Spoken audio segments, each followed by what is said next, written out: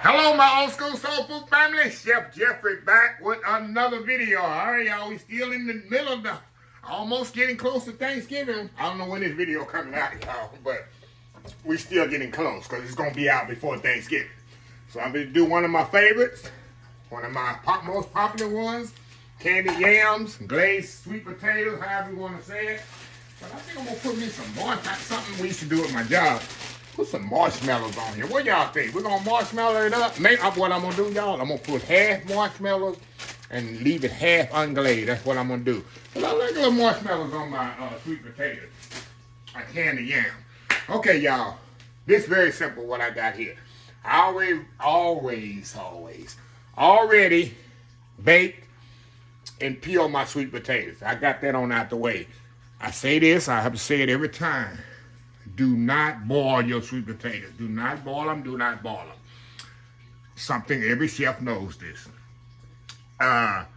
When you boil a sweet potato in the water, this is common sense. A lot of people don't have common sense. You boil away, number one, the nutrients in the potatoes. Number two, the color. And number three, the natural sweetness. It all goes out in the water. Unless you're using the same water you boil it in to make a glaze, that's fine. But other than that, common sense tells you, do not boil the potato and boil away all the natural sweetness of the potato and the color and all that. You're ruining the sweet potato. With that being said, bake it in the skin, and look how pretty these potatoes are. Natural sweet, natural color. You ever had a baked sweet potato? A Texas Roadhouse have some of the best. And also,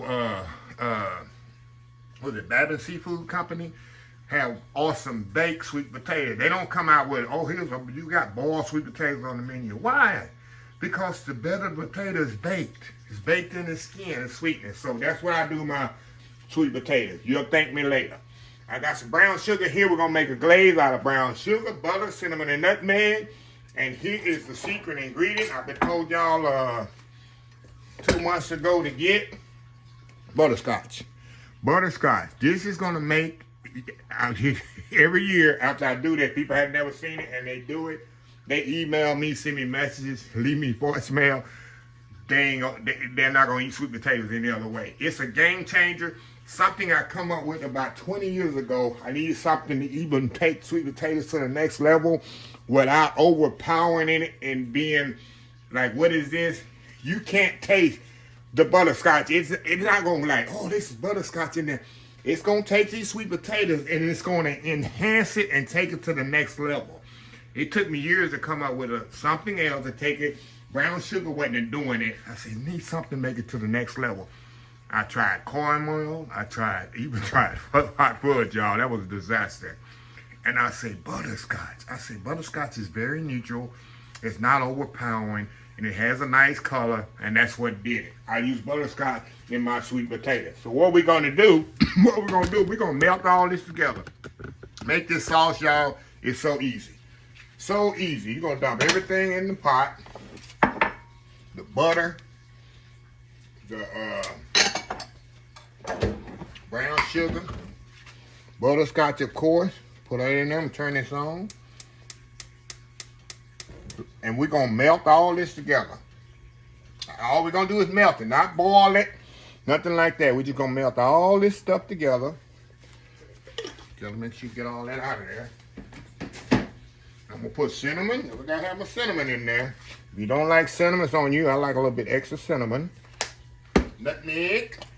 Little nutmeg. A little nutmeg goes a long way. Here we go. Like I say, we're just going to go in here. Stir this up, keep stirring it until all this melts together. Then we're gonna come back. I'm gonna go ahead and slice my potatoes, put it in the casserole dish, y'all. And we're just gonna layer this sauce on top. And we're gonna bake it in the oven maybe about 25 minutes, maybe a little longer. Remember, I'm putting raspberries on the raspberries. Oh my God, raspberries, y'all. Why did I say raspberries? I don't have nothing with raspberries here. It has marshmallows. Marshmallows, raspberry, they ain't even close to being the same. So anyway, we're going to melt this up. We'll be back once I slice the potatoes and put it in the pan, and we'll get this bad boy going. Old school candied yam with marshmallows on it. We'll be right back. All right, y'all, we are back here. All right, y'all. Glaze here, like I say, I'm gonna turn on just a second here, y'all. Cause it's been sitting up here a little bit. But all you want to do is melt everything together, like I told y'all. And this is what you got. Get a little heat on it, y'all. Let me show y'all while it's heating back up. I put my potatoes in slices. Now I decided to go against the marshmallows, y'all. I'm gonna keep it traditional. Keep it like I always keep it. And all I do, like I say, I just slice my potatoes, put it in my casserole dish like this. You can dice yours up or however you want it. But I like them sliced because the sauce goes in there much better. All right, y'all, I just heated the sauce up just a little bit more. Now, all I'm gonna do, we're just gonna pour this drizzle of this sauce right over the top, just like this, y'all. Look at that. See that? Y'all see that? All that goodness. See that goodness there? And let it all soak in there, y'all. Everybody been wanting to know what's the secret ingredient for? The butterscotch is for. Now you see what it was for. You got to get all of it out of there. Don't leave any. Now I'm gonna put this in the oven, y'all.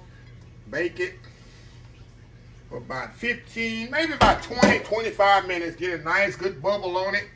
Let me move that over, y'all. Let all that sauce get down in there. Let that sauce get down in there. Get down in there. And let this get all nice and bubbly. And we're gonna come back and I gotta take one for the team, y'all, and see how good it is. Old school candied yam with that secret ingredient, butterscotch. We'll be right back. All right, y'all, we are back. All right, y'all, this is what you want. Nice and bubbly there. Fresh out the oven. And you know I can't eat any of this right now because it's so hot.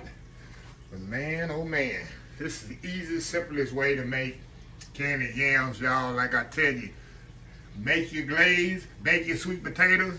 And yes, you can bake your sweet potatoes the day before. In my career, you know, I should do this for a living. Not only on YouTube, y'all been finding enough. But this used to be my busiest time of the year. My job I retired from about 3 years ago.